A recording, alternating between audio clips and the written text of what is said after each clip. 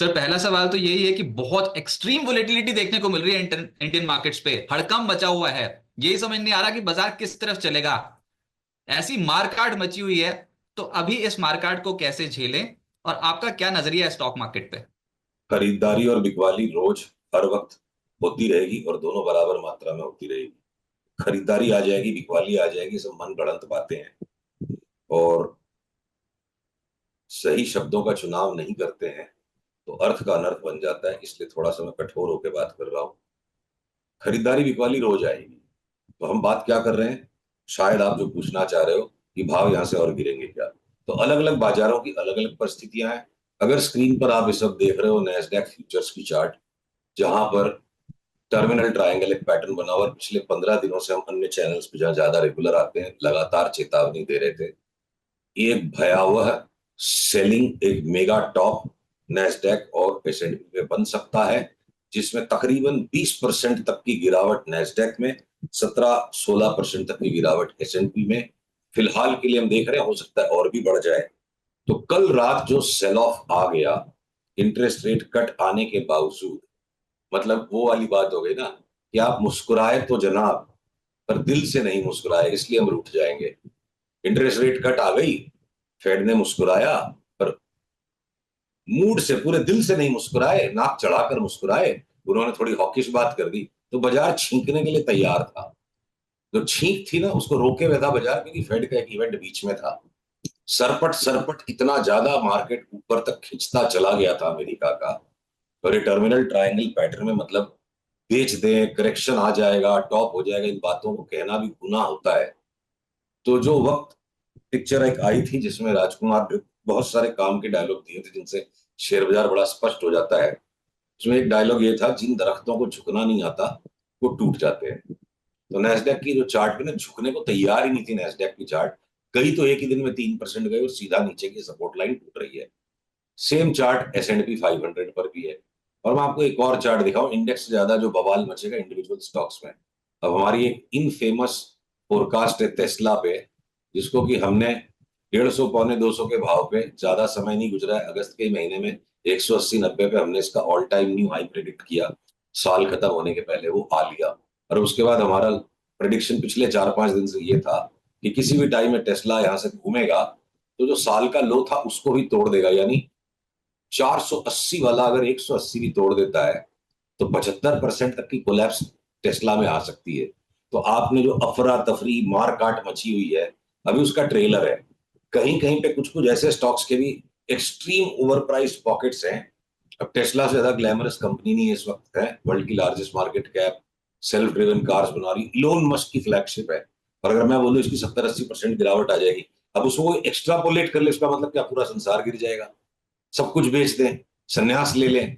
है ना, ऐसा नहीं है। ऐसा नहीं है। कुछ चीजें बहुत गिरेंगी, कुछ चीजों में भी लेके कमाने के अवसर है।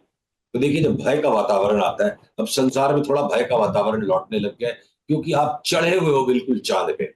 अब वर्टिगो हो रहा है बाजार को। किसी इतने ऊंचे स्तर पर हम चढ़े हुए, इतने स्टीप वैल्यूएशंस हैं कि टाइम टू टाइम बीच में वो रियलिटी चेक आएगी। आप नीचे झुक के देख लोगे तो समझ में आएगा।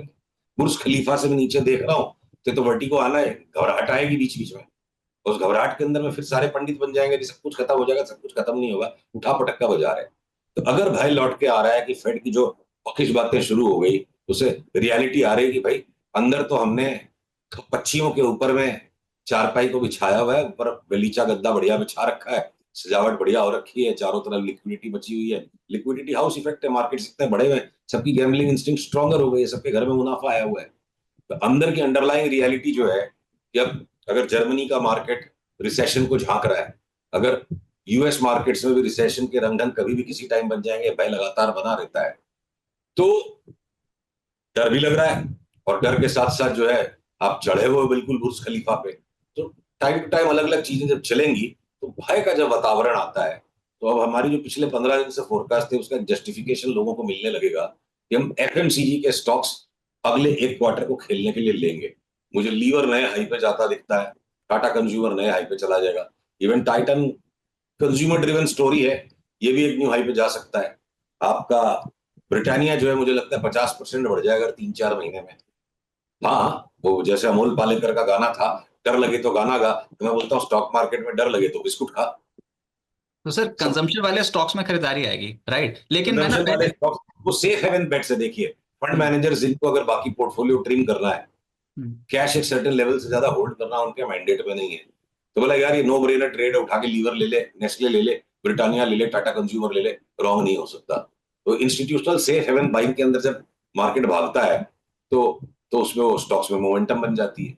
अगर एशियन पेंट्स और बर्जर को भी आपने इतना टूट दिया, इतना पीट दिया है, कंपटीशन आ रहा है और बहुत सारे पेंट के ब्रांड आ जाएंगे, हैन है तैन है, हर चीज एक भाव से सही है। इंडिगो को इतना इसको आपने एशियन पेंट्स को इतना पीट दिया, वो भी इंडेक्स हैवी वेट है, तो फिर गिरेगा क्या? मेरे को लगता है भारत के जो आईटी के चार्ट्स हैं, नॉट बिकॉज हम नैस्डैक गिरने की बात कर रहे हैं, आईटी के चार्ट्स ऐसे हैं, खुद को कर बुलंद इतना कि नीचे आने का रास्ता फिर बंदा पूछे खुदा से। ये इस तरह से कोफोर चढ़ा हुआ आसमान में, या ये नौकरी इस तरह से चढ़ा हुआ है Naukri.com, या ये आपके दुनिया भर के ऐसे आईटी के स्टॉक्स हैं, इनमें एक बार करेक्शन की सेट ऑफ आ जाए तो ट्रिगर लग जाए तो 25-30% ये कैसे लुढ़क जाएंगे पता नहीं चलेगा। तो मार्केट में दोनों तरफ अलग अलग सेक्टर्स में अलग अलग किस्म के स्टॉक्स में रिस्क है। और ग्लोबल मार्केट्स अगर एक तरफ मैं बोलूं कि 20% नेस्डैक गिर जाएगा, तो ये ध्यान में रखना जरूरी है कि हमारी इंडेक्स ऑलरेडी 26,300-400 से आज 24,000 के नीचे है। हम ऑलरेडी 10% घट चुके हैं। हम यहाँ से 5-7% घटे हैं और नेस्डैक यहाँ से गिर जाए 20%, तो वो वाली परिस्थिति बन जाए, लोग बोले पड़ोसी के घर में तो झगड़ा रात भर चल रहा है, मियाँ बीवी सवेरे 5 बजे तक लड़ रहे हैं, नेस्डैक 20% गिर रहा है, तो हमारे को भी सवेरे 5 बजे तक चौकस रहो, कब अपनी वाली लड़ाई कर लेगी। अपनी वाली लड़ लड़ा के सो चुकी है भाई, 10% ऑलरेडी गिरा हुआ है हमारा मार्केट। तो यहाँ पे आपको मंदी से ज्यादा तेजी के भी सौदे खोजने हैं। हो सकता है यहाँ से रिलायंस एक तरफा ऊपर की चाल देता चला जाए और ये एफएमसीजी के साथ रिलायंस ऊपर चले, ठीक है, और आपके छोटे वाले बैंकिंग के स्टॉक्स बढ़ जाएंगे, बड़े वाले बैंकिंग के स्टॉक्स को लेते चले जाओ, गिरते चले जाएंगे, क्योंकि इसमें जिसको जिसको खरीदना था सारे लोग खरीद चुके हैं। चाहे वो इंस्टीट्यूशन हो, चाहे मेरे मोहल्ले का पान वाला हो, उसके भी बेटे बोलते हैं सर एचडीएफसी बैंक लिए हैं 5 साल के व्यू से, पनवाड़ी भी ले चुका है एचडीएफसी बैंक को, हम्म। तो मुझे आरबीएल में ज्यादा रिटर्न दिखती है, मैं एचडीएफसी बैंक नहीं लूंगा। तो अलग अलग पॉकेट्स में अलग अलग एक्टिविटीज बाजार अभी करवा रहा है। लेकिन सर जैसे आप अपने चार्ट्स पे समझा रहे हो, एक बार हमारे व्यूअर्स को समझा सकते हो कि अगर पूरे साल की बात करें तो आपका आउटलुक क्या है, स्पेशली निफ्टी पे, निफ्टी पूरे बैंक। साल का आउटलुक आप मेरे पर फोर्स करोगे तो मैं बाजार पे वो आउटलुक फोर्स नहीं करूंगा, पूछिए क्यों? मैं सिर्फ चौकीदार हूं, मैं खबरबाज नहीं हूं। बाजार अभी अगर 3 महीने की करवट ले रहा है, मैं 3 महीने का व्यू ले पाऊंगा, तो मैं जबरदस्ती 2025 का व्यू नहीं लूंगा। हो सकता है 2025 में पूरे साल भर में, साल के एंड तक वर्ल्ड मार्केट्स बहुत बुरी तरह कोलैप्स हो जाएंगे, पर उसके पहले अगर एक मिडिल ऑफ द ईयर में रैली आ सकती है, तो ये बिल्कुल हथौड़ा छाप पूरे, बिकॉज कैलेंडर बदल रहा है, हर रोज तारीख भी बदल रही है। मतलब एक चौकीदार का काम, एक एनालिस्ट का काम, एक ऑब्जर्वर का काम, एक न्यूज एब्जॉर्बर का काम क्या होना चाहिए? कौन आया उतना खबर कर दो, कितने बजे आया वो खबर कर दो, पूरे महीने भर कोई आएगा कि नहीं, ये मैं इस तरह के सवाल अपने दिमाग में लेके नहीं चलता हूं। इतनी बंदिशें बांध लेने से हमें गुलामी बाजार की करनी है, अपनी इच्छाओं की नहीं करनी है। मैं पूरे साल भर की जानने की मुझे उत्सुकता है, मैं जानना चाहता हूं कि पूरे साल भर में क्या करेगा बाजार।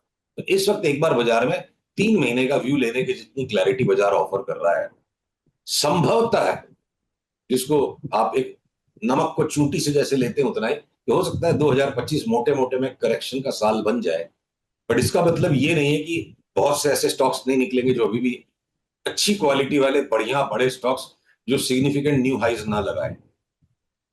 तो मैं अपनी बात की उत्तेजना को कम करते हुए थोड़े सरल शब्दों में कहूं, पूरे 2025 का व्यू अभी के अभी ले लेना मुझे उचित नहीं लगता है। अगले 3-4 महीने का दृष्टिकोण लेकर चलते हैं और 2025 में फिलहाल एक सावधान रवैया अख्तियार करते हुए हमें 2025 को वेलकम करना चाहिए। पर एक हथौड़ा मार के पूरे 2025 साल का कैलेंडर में बना दूं, माफ कीजिएगा मुझे, ब्रह्मा जी को भी जब वर्क ऑर्डर विष्णु जी भेजते हैं, तब ब्रह्मा जी को पता होता है मुझे क्या बनाना है, और हमारा काम है कि ब्रह्मा जी क्या बना रहे खाली उतना पकड़ो। तो ब्रह्मा जी को भी नहीं पता कि विष्णु जी आगे क्या बनवाएंगे, तो ब्रह्मा भी अनिश्चितता के साथ जीते हैं। 2025 का वर्ष आ रहा है, इसलिए मैं सारी अनिश्चितताओं को डिसरिगार्ड कर दूं, ये अभी तो फिलहाल मेरे से नहीं हुआ है।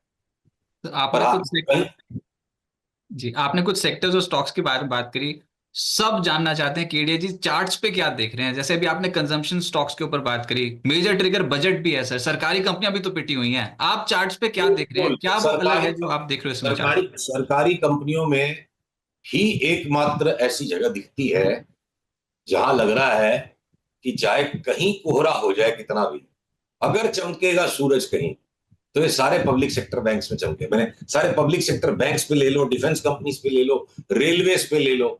मतलब सूरज को मतलब लगता है कि मन हो गया है कि चाहे कहीं मौसम कुछ भी हो जाए, चाहे टाइम कितना भी हो जाए, सारी सरकारी कंपनियां तो चमकेगी, चाहे बाजार का कुछ भी हो। ये चार्ट जरूर कह रहे हैं। जस्ट बिकॉज वो पॉपुलर है या मार्केट में गॉसिप चल रही है कि गवर्नमेंट की स्पेंडिंग बहुत बढ़ेगी, मैं उस पर नहीं चल रहा। सारी चार्ट्स पोजीशन है। और इंश्योरेंस के स्टॉक्स जो हैं, अब उनमें सिग्निफिकेंट करेक्शन हो चुका।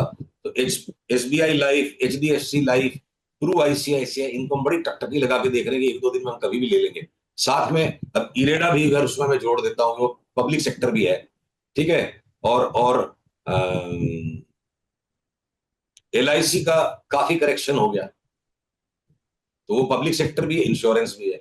पर मैं अगर खोजूं कि पब्लिक सेक्टर के ऐसे कोई स्टॉक्स हैं जिनको मैं नहीं लूं, तो दिख नहीं रहे हैं सारे के। मतलब समस्या है कि पैसे इतने ही हैं और हाथ में उंगलियां 10 ही हैं, कितने स्टॉक संभाल पाएंगे।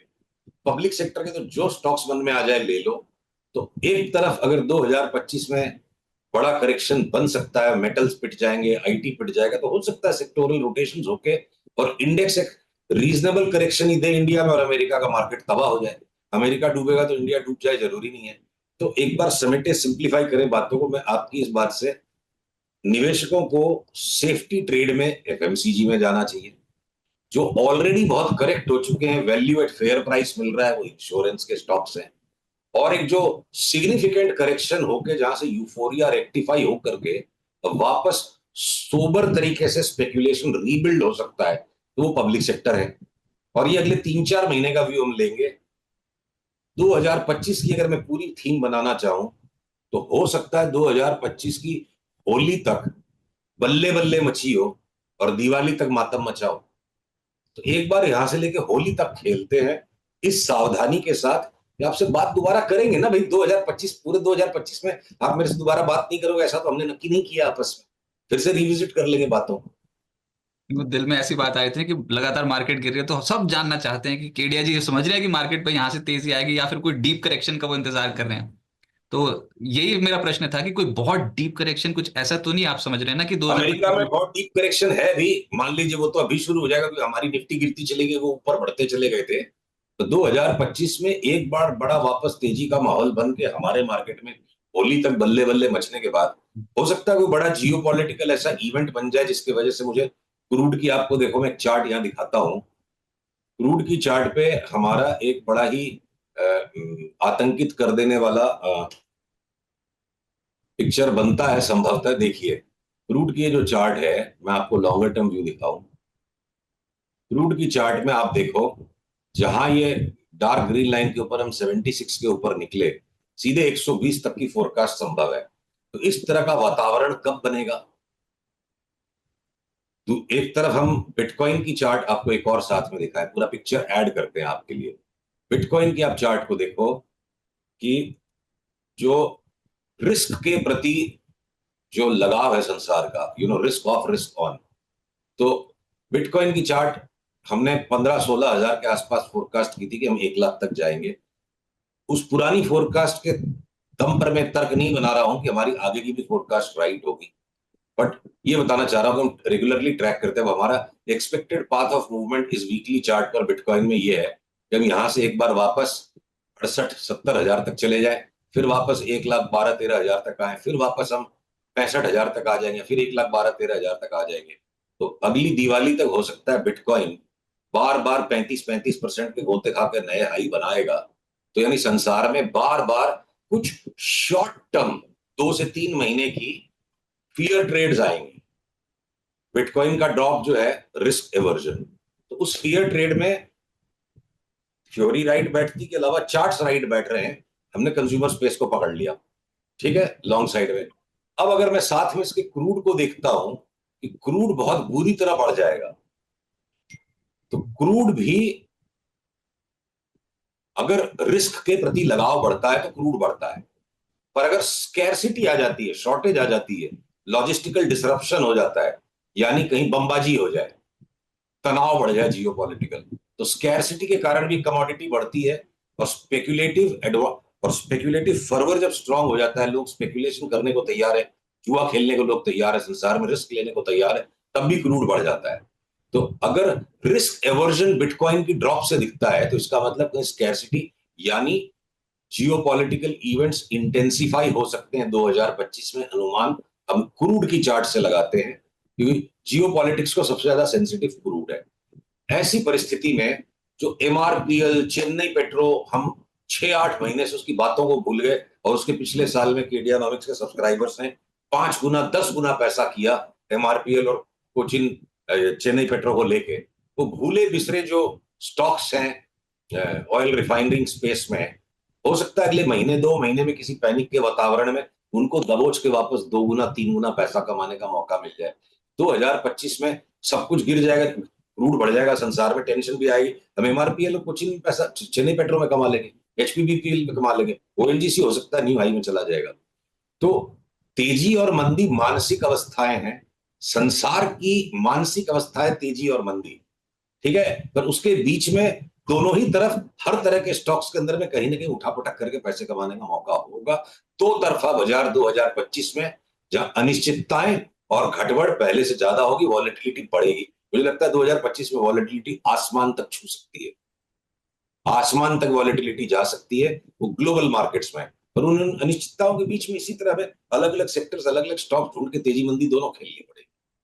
अच्छा, एक बार ना रुपए का भी समझा दीजिए सर। डॉलर इंडेक्स के बारे में बात करते हैं, 108 के लेवल पे अब वो पहुंच गया है। ये तनाव पैदा कर रहा है पूरे कमोडिटी स्पेस में भी। इसका असर ऑब्वियसली इंडिया पे भी पड़ेगा, इंपोर्ट बिल्स बढ़ते हुए नजर आएंगे अगर डॉलर ऐसे ही भागता चला गया रुपए के कंपैरेटिव तो।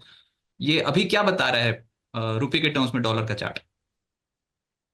देखिए, रुपये के टर्म्स में डॉलर की चार्ट जो है बहुत विचित्र है इस वक्त। इस पर मतलब बहुत कोई स्ट्रॉन्ग व्यू ले लेना कोई बहुत बड़ी बुद्धिमानी की बात नहीं है। जैसे देखिए नैस्डैक की तरह, इसमें एक तरफ आपको टर्मिनल ट्रायंगल पैटर्न भी दिखता है कि कभी भी एक बड़ा रिवर्सल दे दे। ये देखो आपके सामने मैं चार्ट को ड्रॉ कर रहा हूँ, ऑन द स्पॉट एनालाइज कर रहा हूँ। एक ट्रायंगल यहाँ पे है और ये दूसरा एक्सपेंडिंग ट्रायंगल यहाँ है। तो यहाँ पे मैं कोई एकदम से रुपी डॉलर पे एकदम इमीडिएटली स्ट्रॉन्ग व्यू नहीं लेना चाहूंगा। एक्सट्रीम ओवरबॉट है डॉलर रुपी के सामने, और क्लाइमैक्टिक रिवर्सल कभी भी बन सकता है, जो अभी तक बना नहीं है वो बन जाता है।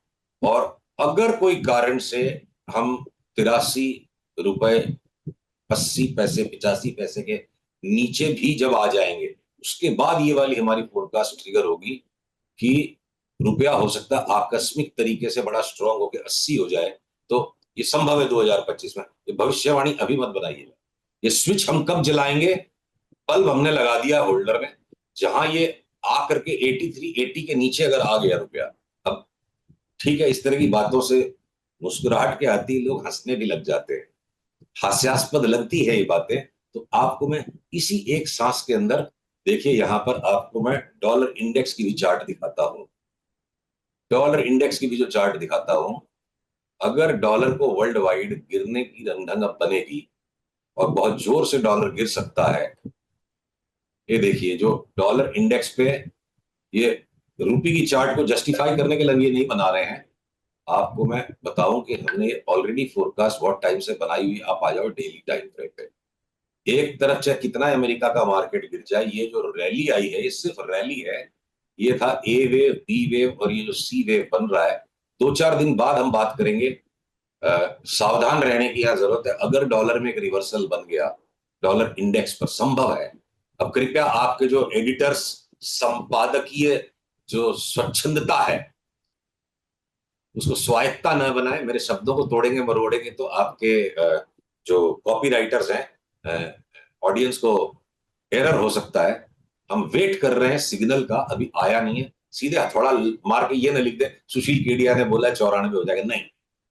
94 की संभावना है, जिस पर हम काम तब करेंगे जब अगले 2-3 दिन में पक्का रिवर्सल बन जाए, इस रेखा के ऊपर जाए बिना। तो मोटी मोटी बात 108-9 के ऊपर जाए बिना अगर डॉलर इंडेक्स 95-94 तक गिर गया तो भारत की बल्ले बल्ले मच सकती है। डॉलर अगर बहुत जोर से गिर जाएगा और साथ में जियो पॉलिटिक्स भी भयंकर होनी है, बिटकॉइन भी गिर जाएगा, तो विचित्र इक्वेशन बनेगी। क्रूड बढ़ रहा है क्योंकि भाई डॉलर गिरता जा रहा है, एसेट्स बढ़ेगी। तो कौन सी एसेट्स बढ़ेगी? Assets away from the war zone. तो हो सकता है अमेरिका कोई पंगे मुंह लग जाए। ये कल्पना है।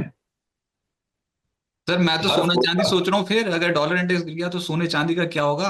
अच्छा, अब ऐसा है कि यही यही बात है। इस पे थोड़ा सा मैं, शब्द कठोर नहीं है, शब्द मजबूत है। देखिए, शेयर बाजार है जी ये। मोहब्बत में फिर भी बुद्धिमान आदमी क्या पता थोड़ा सफल हो जाए, इतनी बुद्धिमानी कर लेगी, मुंह बंद कर लेगा तो भी काम हो जाएगा। शेयर बाजार में तो मोहब्बत से भी ज्यादा आपको शातिर बनना पड़ेगा। यहाँ आपको अपनी बुद्धि से ऊपर उठना पड़ेगा कि हर आदमी बुद्धिमान है। तो गोल्ड जो है, दो तरीके से बर्ताव करता है गोल्ड। इसको एक हथौड़े के नीचे मार के सपाट कर देना गलत होगा कि डॉलर गिर गया तो गोल्ड भी बढ़ेगा। गोल्ड के दो चरित्र हैं। कभी गोल्ड सुपर करेंसी की तरह बिहेव करता है। सारे करेंसी मार्केट्स में भी जब अविश्वास हो जाता है, ये सेंट्रल बैंक फ्रॉड कर रहा है, वो सेंट्रल बैंक फ्रॉड कर रहा है, सारे सेंट्रल बैंक्स एक दूसरे को अक्यूज करेंगे, तुम मैनिपुलेट कर रहे हो, तुम मैनिपुलेट कर रहे हो, तो पैनिक के अंदर में gold becomes the super currency. और जब एसेट मार्केट्स में पैनिक मचती है, उस टाइम गोल्ड सुपर एसेट की तरह भी बिहेव कर सकता है। तो गोल्ड वास्तव में जितना भी चमकीला है, ये बड़ा बहुरूपिया एसेट है। कभी ये सुपर करेंसी की तरह बिहेव करता है, कभी सुपर एसेट की तरह बिहेव करता है। तो गोल्ड को एकदम सिंप्लीफाइड इक्वेशन ले लेना कि डॉलर गिरेगा तो गोल्ड को भी गिरना पड़ेगा, बढ़ना पड़ेगा, जरूरी नहीं है। बल्कि बेटर बेटर अनुमान में बताऊं क्या है, क्रूड और गोल्ड को उल्टा पकड़ के चलो आप। जब क्रूड बढ़ता है तो गोल्ड घट जाता है, गोल्ड बढ़ता है तो गोल्ड घटता है, तो क्रूड बढ़ जाता है। तो उसमें आपकी गलतियां कम होंगी। डॉलर के सामने अगर खाली आप गोल्ड को नापोगे, अगर डॉलर में मान लीजिए पैनिक आ जाती है, अविश्वास आ जाता है डॉलर में, इस तरह से सारा वो जो डी डॉलराइजेशन, जियो पॉलिटिक्स वापस जोर पकड़ लेती है, ईरान की बमबाजी हो गई, पीछे से रशिया आके आवाज करने लगेगा। हम कल्पना कर रहे हैं, संभव होता है, बार बार होता है ये। साथ में चीन भी टर टर पीछे से करने लग जाएगा और बोले जी ये डी डॉलराइजेशन का जियो पॉलिटिक्स शुरू हो गया है, डॉलर पे से फेथ जा रही है। तो फेथ कहां मूव करेगी? गोल्ड में मूव करेगी। हम्म। पर अगर गोल्ड से भी फेथ निकल रही है, क्योंकि जैपनीज येन को आप कूट दोगे, बिल्कुल स्ट्रॉन्ग कर दोगे, जैपनीज येन 150 से अगर 120 हो जाएगा। इतनी सिंपल इक्वेशंस नहीं है। मेरा मात्र इतना कहना है कि मतलब जैसे मोहब्बत में आपको अपनी महबूबा का मन समझने के लिए अपने आप को बहुत शांत रखना पड़ता है। हर वक्त लॉजिक लगाने से मोहब्बत नहीं हो पाएगी। तो शॉर्ट टर्म ट्रेडिंग जो है ना, मोहब्बत से भी ज्यादा पेचीदा मामला है। इतनी ज्यादा लॉजिक लगाने से कि ये हो जाएगा तो वो हो जाएगा, उसके अंदर में आदमी की पॉकेट खाली हो जाएगी। सर अलग अलग है। सबको सस्ता खरीदना है गोल्ड, आप बता दो अगर इस साल सस्ता होने वाला है गोल्ड तो पहले ही अभी थोड़ा रुक गोल्ड की जाएं, चार्ट अभी को अभी अरे, शॉपिंग ना करें। देखिए, बताने से किसी के कुछ नहीं होगा। हम तो क्या ना, देखिए जो फिजिकल कंजम्पशन है, आपके घर की जो जरूरतें हैं, शादी ब्याह है, बच्चों की आगे प्लानिंग है, या आपके जो पर्सनल लाइफ कमिटमेंट से श्रीमती जी को प्रसन्न रखना है, तो वहां भाव मत देखा करो कभी। परिवार की खुशी के सामने सोने चांदी का भाव नहीं होता है। मोहब्बत का और खुशियों का कोई भाव नहीं होता है। वो तो जिस दिन चाहिए उस दिन लेना है। आपकी श्रीमती का जिस दिन बर्थडे है या उसकी एनिवर्सरी है, तो आप गोल्ड की चार्ट देखोगे क्या उस दिन? तो आपकी चार्ट बिगड़ जाएगी। तो उन चीजों को नहीं देखना चाहिए। पर अगर आप एक एसेट एलोकेशन की बात कर रहे हो, स्पेकुलेशन की बात कर रहे हो, तो हमारी देखिए गोल्ड की फोरकास्ट काफी टाइम से ये है कि ये जो टॉप बन गया था, यहां से हमने ये निकाला कि भैया एक बार 2300 के आसपास आएगा तो सोचेंगे। इंट्री में एक बीच में रैली हुई थी, वो वापस से रैली फिजल्ड आउट हो गई है। तो टुकड़े टुकड़े में खेलना पड़ेगा। और डॉलर का गिरना और गोल्ड का गिरना दोनों एक ही सप्ताह में होना जरूरी नहीं है। चार 4-5 दिन गोल्ड गिर गया, 2-3 दिन डॉलर गिर गया, 4-5 दिन गोल्ड गिर गया, आगे पीछे भी करके मूवमेंट बन सकती है। तो इसलिए एकदम स्ट्रेट लाइन कोरिलेशन नहीं करना चाहिए। ब्रॉडली अगर अगर मैं सिंपल बात करूं लॉजिक के बिना, तो लॉजिक यहां संभव नहीं है बेटाना। 2025 में बहुत खतरनाक तरीके से क्रूड में तेजी बन सकती है। अभी का पिक्चर ऐसा है फर्स्ट हाफ में।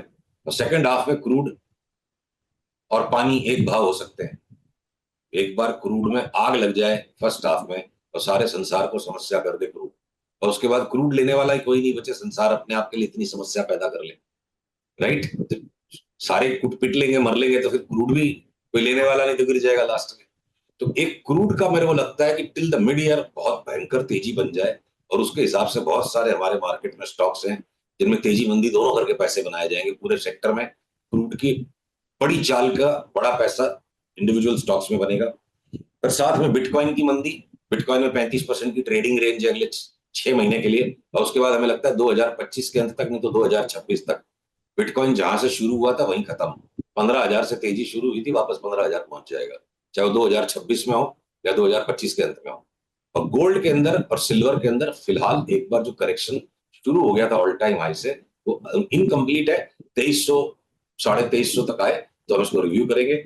यूएस मार्केट्स में एक बार 20-20% का करेक्शन, उनकी सिंपैथी में डैक्स और फुटसी में भी, यूरोपियन मार्केट्स में भी करीब करीब वही बात दिखती है। और उस चक्कर में 10-12% का करेक्शन निकेई में भी आ जाएगा। तो ग्लोबल इक्विटी इंडिसेस में जो करेक्शन है, इंडिया ने उसमें से ऑलरेडी 10% का करेक्शन कर लिया है।